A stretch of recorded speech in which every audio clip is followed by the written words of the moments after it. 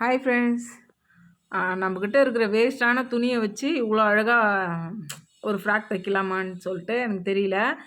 இன்றைக்கி நான் தைக்கிறேன். இது பார்த்திங்கன்னா ஒரு 6 மாத குழந்தைக்கு தைக்கலான்னு சொல்லிட்டு எடுத்தேன்.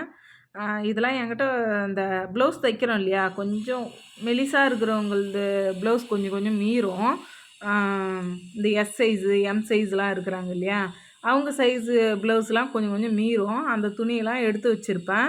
அது எப்படியும் கஸ்டமர் வாங்கிட்டு போக மாட்டாங்க, நம்மக்கிட்ட தான் இருக்கும். கட்டிங் பண்ணது போக மிச்சம் இருக்க துணியை வச்சு கொஞ்சம் ஏதாவது தைக்கலாம் அப்படின்னு சொல்லிட்டு, இது ஏன் வேஸ்ட் பண்ணுவானே அப்படின்னு சொல்லிட்டு ஈடுபட்டேன். ஒன்று நம்ம தெரிஞ்சவங்களுக்கு கொடுக்கலாம், இல்லை யாருக்காவது ஃப்ரெண்டோட குழந்தைக்கு, இல்லை சொந்தக்காரங்களோட குழந்தைக்கு இதை செய்யலாம். சும்மா கொஞ்சம் ஃப்ரீயாக இருக்கிற டைமில் தான் இதை செய்ய போகிறோம். இது வந்துட்டு எப்பயும் செய்ய போகிறதில்ல. நம்ம வீட்டில் குழந்தைங்க இருந்தாலும் இதை போட்டுக்கலாம். ஆனால் எங்கள் வீட்டில் இதை போட்டுக்கிற அளவுக்கு குழந்தைங்களாம் இல்லை, எல்லாம் பெரிய பசங்களாக இருக்கிறாங்க.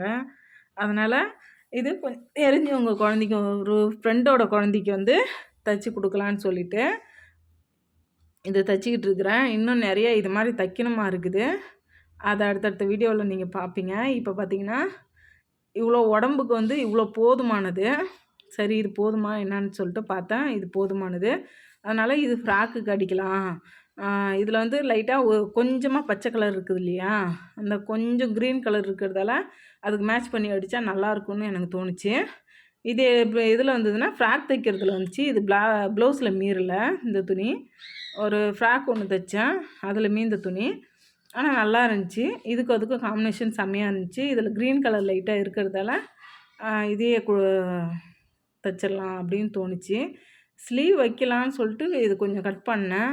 அப்புறம் பார்த்தா லாஸ்ட்டில் ஸ்லீவ் வேண்டாம், ஏன்னா ஸ்லீவ்லெஸ்ஸாக நல்லா இருந்துச்சு, குழந்தைக்கு போடும்போது எந்த ஒரு சங்கட்டமும் இல்லாமல் இருக்கும் அப்படின்னு சொல்லிட்டு ஸ்லீவ்லெஸ்ஸை இதை தைச்சிட்டேன். இது தைச்சாலும் ப்ராப்பராக வந்து லைனிங் கொடுத்து நம்ம தைக்கணும் அப்படின்றதுக்காக இதுக்கு லைனிங்கும் வந்து அட்டாச் பண்ணி நான் செஞ்சேன். ஆனால் ஃப்ராக்குக்கு லைனிங் கொடுக்கல, மேலே இருக்க டாப்புக்கு வந்துட்டு லைனிங் கொடுத்தேன். அது கூட துணி எக்ஸ்ட்ரா, அந்த லைனிங் பீஸ் கட் பண்ண பீஸில் எக்ஸ்ட்ரா அந்த துணியை தான் வந்து நான் லைனிங்காக கொடுத்து இது தைச்சேன். இது பார்க்குறதுக்கே அவ்வளோ அழகாக இருந்துச்சு. இது பார்த்துக்கிட்டிங்கன்னா அந்த லைனிங் கொஞ்சம் எக்ஸ்ட்ரா நம்ம கட் பண்ணோம் இல்லையா, கட் பண்ண பீஸில் மீறு தான் எல்லாமே. இது வந்து எக்ஸ்ட்ரா இருக்கிற துணி கொஞ்சம் கொஞ்சம் மீந்து இருக்குது இல்லையா, அந்த துணியை தான் வச்சு நான் இது தைச்சிருக்கிறேன். இது தைச்சி பார்த்துட்டு எப்படி இருக்குதுன்னு சொல்லிட்டு எனக்கு கமெண்ட்டில் சொல்லுங்கள். நீங்கள் யார் யாரெல்லாம் இது மாதிரி தைச்சிருக்கீங்கன்னு சொல்லிட்டு எனக்கு கமெண்ட்டில் சொல்லுங்கள். இது அவ்வளோ அழகாக இருக்கும். நம்மக்கிட்ட வேஸ்ட்டாக இருக்குது இந்த துணி அப்படின்னு நினைக்கிறோம். டைமும் நம்மக்கிட்ட கொஞ்சம் நேரம் இருக்கும், அதே மாதிரி துணியும் கொஞ்சம் இருக்கும். அதையே நான் அந்த டைமையும் அந்த துணியும் வேஸ்ட் பண்ணுவேனே அப்படின்னு சொல்லிட்டு நான் இந்த வேலையை செஞ்சேன். இது மாதிரி யாரெல்லாம் கொஞ்சம் டைம் இருக்கிறப்ப ஏதாவது ஒன்று செய்வீங்கன்னு சொல்லிட்டு சொல்லுங்கள். நான் ஒன்று டைம் இருந்ததுன்னா எங்கள் பசங்களுக்கு செய்வேன். இது வந்து கொஞ்சம் துணி ரொம்ப நாளாகவே எனக்கு கொஞ்சம் யோசனை, இந்த துணியெல்லாம் வேஸ்ட்டாக அப்படியே இருக்குது, தைக்கலான்னு சொல்லிட்டு அதை தான் இன்றைக்கி தைக்க ஆரம்பித்தேன். இவ்வளோ தான் உடம்பு பீஸ்க்கே இவ்வளோ தான் தேவைப்படுது, ஏன்னா 6 மாதம் குழந்தை தானே. அதனால் இது வந்து நெக்குக்கு வந்து ஒரு 1.25 தான் வச்சுக்கிட்டேன், அதிகமாக வைக்கல. 1.25 வச்சுக்கிட்டு கீழே 1.5 வச்சுக்கிட்டேன், சாரி 2 வச்சுக்கிட்டேன். இங்கே வந்துட்டு 1.25 வச்சுக்கிட்டேன் ஷோல்ட்ரு, நம்ம ஸ்டிச்சிங்லாம் போக அது வந்து வேணும்ன்ட்டு. சைடில் 1.5, அப்புறம் கீழே 2 வச்சுக்கிட்டு நம்ம நெக்கு ஷேப் எடுத்துக்குவோம். இதில் அதிகம் வேலை இருக்காது நம்மளுக்கு, இருந்தாலும் சின்ன துணி இல்லையா, சின்ன துணின்னும் போது நம்மளுக்கு கொஞ்சம் கஷ்டமாக தான் இருக்கும் தைக்கிறதுக்கு. இப்போ பெரிய துணினா நெக்லாம் அந்த ஷேப்லாம் எடுத்து வளைச்சிடலாம், சின்னதாக இருக்கிறது தான் ரொம்ப ரொம்ப கஷ்டமாக இருக்கும், ஏன்னா அவ்வளோ வேலை கொடுக்கும் நம்மளுக்கு. ஒரு வழியாக கட்டிங்லாம் பண்ணி எடுத்தாச்சு. அவ்வளோதான், கட்டிங் வேலை முடிஞ்சிடுச்சு. இப்போ நம்ம லைனிங் போட்டு ஸ்டிச் பண்ண ஆரம்பிச்சிடலாம்.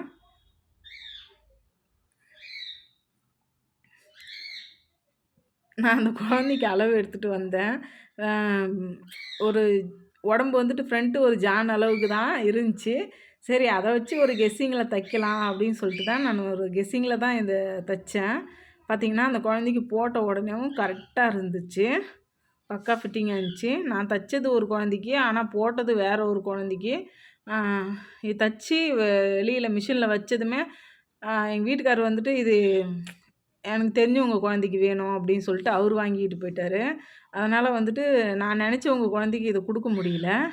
சரி இருந்தாலும் பரவாயில்ல, நம்ம மறுபடியும் வேறு ஒன்று தச்சுக்கலாம், எப்படியும் பீஸ் இருக்குது தானே அப்படின்னு சொல்லிட்டு இன்னொன்று தச்சுக்கிட்டு அப்புறமா தச்சுக்கலாம் அப்படின்னு சொல்லிட்டு எடுத்து வச்சிட்டேன்.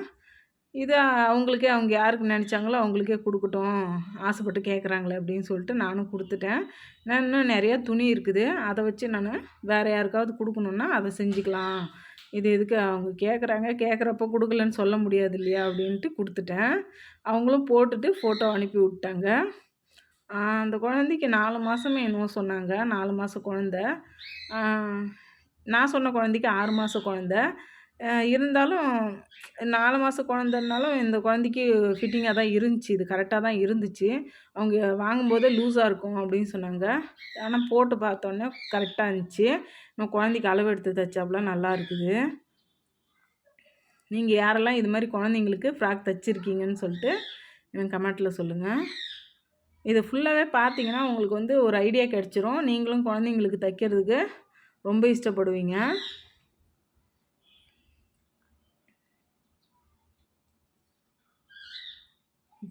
பைத்தியம்.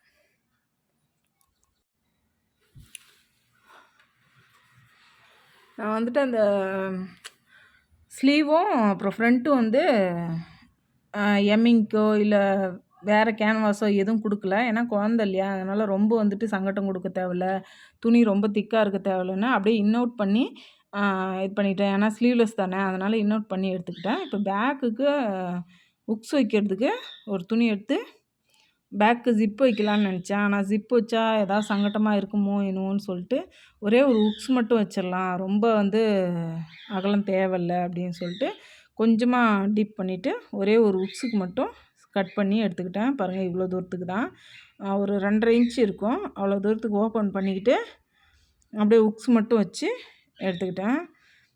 சின்ன குழந்தைங்களுது எனக்கு ஆனால் ஆரம்பத்துலேருந்தே சின்ன வயசுலேருந்தே எல்லாருக்கும் உங்கள் யார் யாருக்கெல்லாம் அந்த ஒரு இது இருக்குதுன்னு சொல்லுங்கள். எப்படின்னா சின்ன குழந்தைங்க துணின்னா துவைக்கிறதுக்கு ரொம்ப பிடிக்கும். அப்புறம் சின்ன குழந்தைங்க தைக்கிறவங்களா இருந்தால் சின்ன குழந்தைங்க துணி தைக்கிறதுக்கு ரொம்ப ரொம்ப பிடிக்கும். நான் மேக்ஸிமம் எங்கள் பசங்களுக்கு எல்லாமே தச்சு தான் நான் போட்டேன். எனக்கு இது பண்ணிவிட்டு நான் தைக்க ஆரம்பித்ததுலேருந்து எங்கள் குழந்தைங்களுக்கெல்லாம் தச்சு தான் துணியை போட்டேன். இப்போ கூட ஃப்ராக்லாம் ஆரம்பித்தோம்னா தச்சு தான் ஒன்று ஒன்று கொடுப்பேன். இப்போ இந்த பிளாசா பேண்ட்டு கூட தச்சு கொடுக்க ஆரம்பித்தாச்சு. அது மாதிரி நீங்கள் யார் யாரெல்லாம் வீட்டில் தைக்கிறவங்க வந்து தச்சு போடுவீங்க. நம்மளுக்கு தச்சு போடுறதுக்கு நம்மளுக்கு டைம் இருக்குதோ இல்லையோ, பசங்களுக்கு தைக்கணும் அப்படின்ற ஒரு எண்ணம் எல்லாருக்குமே இருக்கும். பசங்களுக்கு நம்ம கையால் தச்சு அதை கொடுக்கும் அப்படின்னு சொல்லிட்டு முடிஞ்ச வரைக்கும் இப்போ இருக்கிறவங்க இன்னும் நல்லா ஃபேஷனாக தைக்கணும் அப்படின்னு சொல்லிட்டு நம்ம நினச்சிக்கிட்டு இருக்கிறோம். இப்போ ஷோல்டரை ஸ்டிச் பண்ணி எடுத்துக்கலாம். ரொம்ப ரொம்ப ஈஸியாக பட்டுன்னு முடிகிற வேலை இது.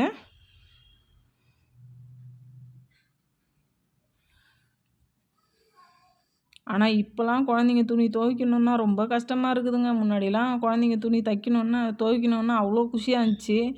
இப்போ குழந்தைங்க துணியை துவைக்கணுன்னா ஒரு நாளைக்கு அவங்க கழட்டி போடுற துணியை துவைக்கிறதுக்குள்ளே போதும் போதும்னு ஆகுது. ஆனால் முன்னாடி அதுவே வந்துட்டு நல்லா நிறையா துணி துவைச்சிக்கிட்டு இருந்தேன், எனக்கு பிடிச்சிருந்துச்சி. இப்போ துவைக்கிறதுக்கு கொஞ்சம் கஷ்டமாக தான் இருக்குது. ஏன்னா புதுசாக தடவை செய்கிறப்ப தான் ஆர்வம் இருக்குமோ என்னவோ, அப்புறம் ஆர்வம் குறையுமோ என்னவோ தெரியல. இப்போ ஒன்றை ஜாயின் பண்ணிவிட்டு நான் பண்ணலான்னு நினச்சேன். சரி வேண்டாம், 2 தனித்தனியாகவே செஞ்சு தனித்தனியாகவே ஸ்டிச்சிங் பண்ணிடலாம் அப்படின்னு சொல்லிட்டு கீழே ஒரே ஒரு ஃபோல்டு பண்ணிவிட்டு அப்புறம் வந்து துணி ஏதாவது குத்துமா என்னன்னு பார்த்தேன். இல்லை, இந்த துணி கொஞ்சம் சாஃப்டாகவே இருந்துச்சு. உள்ளுக்குள்ளே எந்த ஒரு ஜரிகையும் எதுவுமே குத்தலை. நான் குழந்தைங்க விஷயத்தில் கொஞ்சம் கராராகவே இருப்பேன். ஏன்னா ரொம்ப ஏதாவது டிஸ்டர்பன்ஸ் ஆகுதா, இல்லை நம்மளுக்கு கையில் ஏதாவது குத்துதா, இப்போ ஒரு ப்ளவுஸ் நம்ம தைக்கும்போது அந்த ப்ளவுஸ் வந்துட்டு போடும்போது இந்த ஆர்மல் குட்டை நல்லா நீங்கள் ப்ளவுஸ் போடுறவங்களா இருந்தால் உங்களுக்கு நல்லாவே தெரியும். அந்த ஜரிகை இருக்கிறதால அது வந்து ரொம்ப முள் மாதிரி குத்த ஆரம்பிச்சுக்கும். சின்னதாக கொஞ்சம் ஃபில்ட்டு போட்டுக்கிட்டு தைக்க ஆரம்பிச்சிட்டேன். இது கொஞ்சம் ரொம்ப டைம் எடுத்தது, அதனால் கொஞ்சம் ஃபாஸ்ட்டாகவே போட்டிருக்கிறேன். இதெல்லாம் வந்துட்டு உங்களுக்கு தெரிஞ்ச விஷயந்தான், அதனால் இது ஸ்லோவாக போடணுன்ற அவசியம் இல்லை. பார்த்தேன், நான் எடுத்த அளவும் கரெக்டாக இருந்துச்சு. சரி அவ்வளோ போதும், இதுக்கு மேலே சின்னதும் பண்ண தேவையில்ல, பெருசும் பண்ண தேவையில்லன்னு 2யுமே செஞ்சு வச்சாச்சு.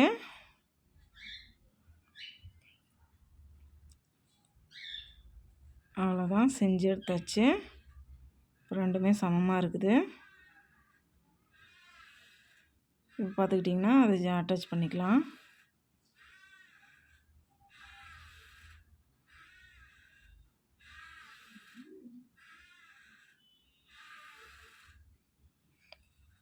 இந்த கலர் காம்பினேஷன் மட்டும் எப்படி தான் அமைஞ்சதுன்னே தெரியல.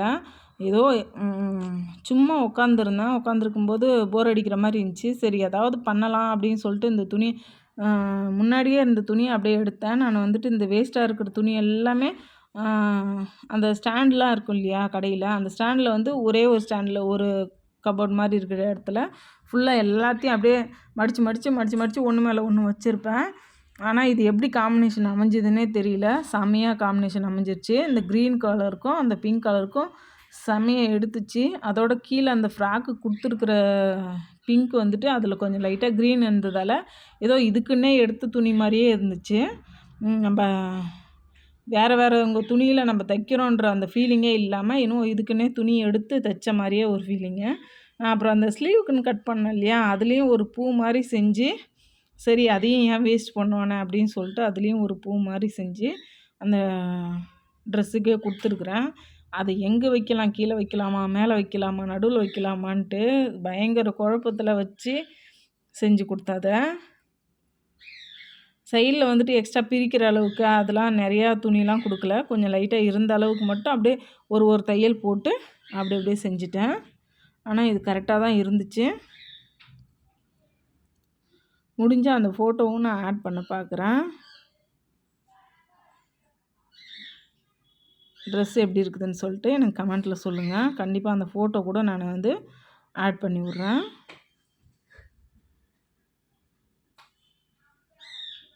அவ்வளோதான், ட்ரெஸ்ஸை ஃபுல்லாக தைச்சி ஃபினிஷிங் பண்ணியாச்சு.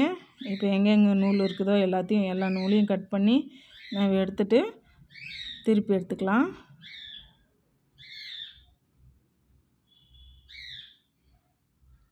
எனக்கே கொஞ்சம் ஆசையாக இருந்துச்சு இந்த துணியை பார்க்கும்போதே. அவ்வளோ சூப்பராக இருந்துச்சு. நல்லா அந்த கலர் காம்பினேஷனு, அப்புறம் வந்துட்டு ட்ரெஸ்ஸு பார்க்குறதுக்கும் அந்த ஃப்ரில்லு அது எல்லாமே அவ்வளோ சூப்பராக இருந்துச்சு. பாருங்கள், உங்களுக்கே ரொம்ப பிடிக்கும்னு நான் நம்புகிறேன். துணி மேலே இருக்க துணி நல்லாலாம் 2 துணியுமே நல்லா குவாலிட்டியான துணி தான், சும்மா சொல்லக்கூடாது. 2 துணியுமே எனக்கு ரொம்ப ரொம்ப பிடிச்சிருந்துச்சி. இன்னொன்று எடுத்தேன், அந்த துணி வந்துட்டு அதுக்கு மேலே இருக்கிறது செட் ஆகலை. அதனால் அது சேம் கலர்லேயே தைச்சிடலான்னு வச்சுருக்கிறேன். அடுத்தது நான் அதை தைச்சேன்னா உங்களுக்கு சொல்கிறேன். இது அப்படியே வைக்கிறதுக்கு எனக்கு இஷ்டம் இல்லை. இதுக்கு ஏதாவது இந்த துணியில் பண்ணி காம்பினேஷன் பண்ணிடலாம் அப்படின்னு சொல்லிட்டு தான் நான் இந்த துணியை இந்த ஸ்லீவுக்கு எடுத்தேன் இல்லையா, அந்த துணியை வந்துட்டு ஒரு ஃபில்ட்டு மாதிரி பிடிச்சிக்கிட்டு நான் திருப்பி எடுத்துக்கிறேன். லூப் மாதிரி பண்ணிவிட்டு திருப்பி எடுத்துக்கிட்டோம்னா ஒரு பூ மாதிரி செஞ்சுக்கலாம் அப்படின்னு சொல்லிட்டு ஊசியிலே வந்து நான் அப்படியே கையாலே தைச்சி அப்படியே முன்னும் பின்னுமாக கையில் நம்ம ஸ்டிச் பண்ணும்போது கொஞ்சம் சுருக்கமாக பண்ணி விடுவோம் இல்லையா, அதே மாதிரி ஃபுல்லாக எல்லா நூலையும் முன்ன பின்ன கொடுத்து ஊசியால் ஃபுல்லாக இழுத்துக்கிட்டு அப்படியே தைச்சி எடுத்துக்கிட்டேன். இந்த மாதிரி பூ எல்லாருமே செய்கிறாங்க. இப்போ யூடியூப்பில் தேடினா நிறையா வருது. அதனால தான் சரி இது வீடியோவில் டீப்பாக வந்து நம்ம காட்ட தேவையில்ல அப்படின்னு சொல்லிட்டு சிம்பிளாக இதை எடுத்துக்கிட்டேன். இல்லை அப்படின்னா இது டீப்பாக காட்டியிருப்பேன். அவ்வளோதான், எல்லாத்தையும் அப்படியே இழுத்து சுருக்கி எடுத்துக்கிட்டு அப்படியே ஒரு ரவுண்டு மாதிரி பண்ணி ஒரு பூவாக செஞ்சு எடுத்துக்கிட்டேன்.